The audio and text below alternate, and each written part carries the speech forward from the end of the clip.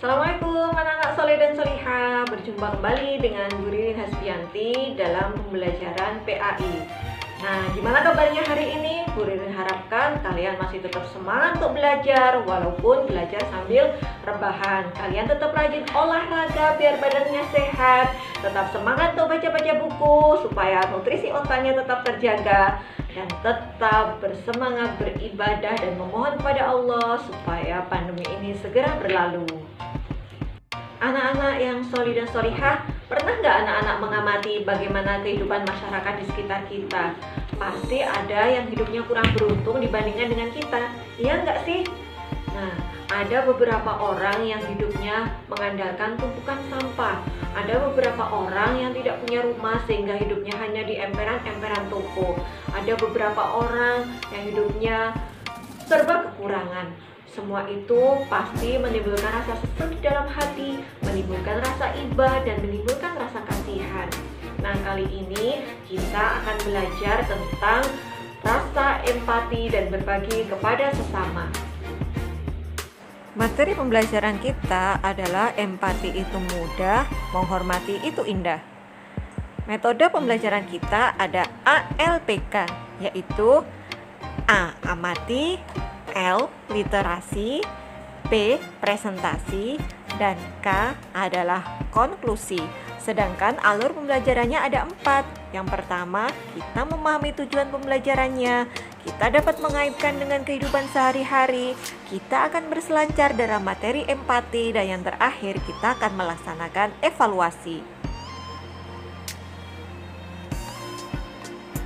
Tujuan pembelajaran kita kali ini, yang pertama, siswa dapat menunjukkan sikap empati sebagai salah satu perintah Allah SWT.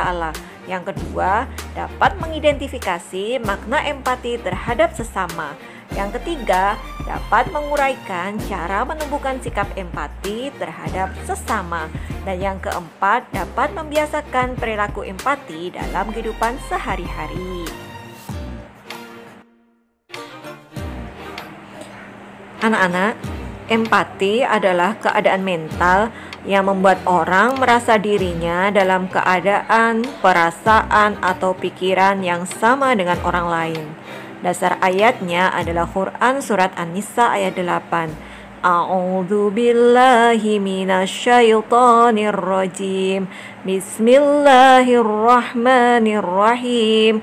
Wa idza hadaral qismata ulul qurba wal yatama wal masakinu warzuquhum minhu wa qulu lahum qawlan ma'rufa.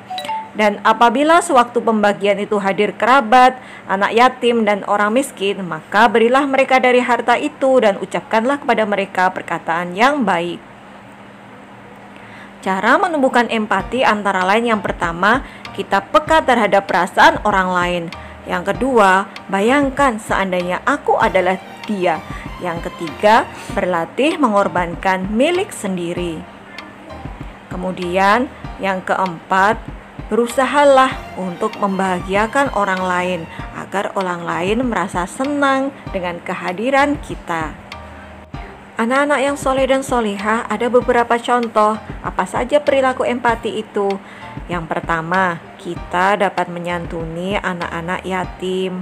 Kemudian yang kedua, kita dapat mengasihi orang-orang yang fakir, yang membutuhkan bantuan. Kemudian yang ketiga, kita dapat membantu untuk mengumpulkan dana bagi sumbangan untuk bencana alam. Kemudian kita juga dapat bersedekah, berbagi apa yang kita punya walaupun sedikit kepada orang yang membutuhkan. Anak-anak yang solih dan solihah, ada beberapa sosok para dermawan muslim yang patut kita jadikan teladan. Yang pertama adalah Abdurrahman bin Auf. Beliau menyumbangkan 77 miliar untuk kepentingan agama Islam. Luar biasa kan? Yang kedua, kita bisa belajar dari Zubair bin Awam. Beliau meninggalkan wasiat sekitar 3 triliun. Bayangkan, 3 triliun untuk jalan agama Allah. Kemudian ada juga Utsman bin Affan. Beliau meninggalkan wasiat untuk fisabilillah sekitar 2 triliun. Dan itu belum semuanya yo, termasuk yang pembelian sumur dari kaum kafir Quraisy yang digunakan untuk kepentingan umat Islam. Kemudian ada juga Tolha bin Ubaidillah. Aset beliau yang disumbangkan untuk Islam itu sekitar 1 triliun. Luar biasa sekali kan?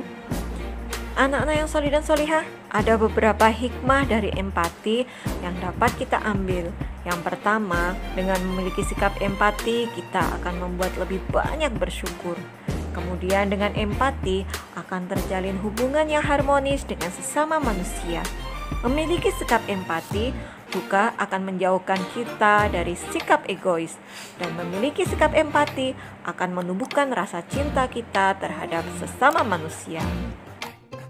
Anak-anak soleh, semoga kita dapat mengubah air mata orang-orang yang membutuhkan itu menjadi senyum ceria dengan rasa empati yang kita punya. Alhamdulillahirrabbilalamin, kita sudah sampai di akhir materi. Bagaimana? Semoga pembelajaran kita kali ini dapat memberikan pengalaman yang bermakna buat anak-anak semuanya.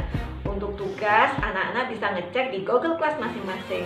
Terima kasih. Wassalamualaikum warahmatullahi wabarakatuh.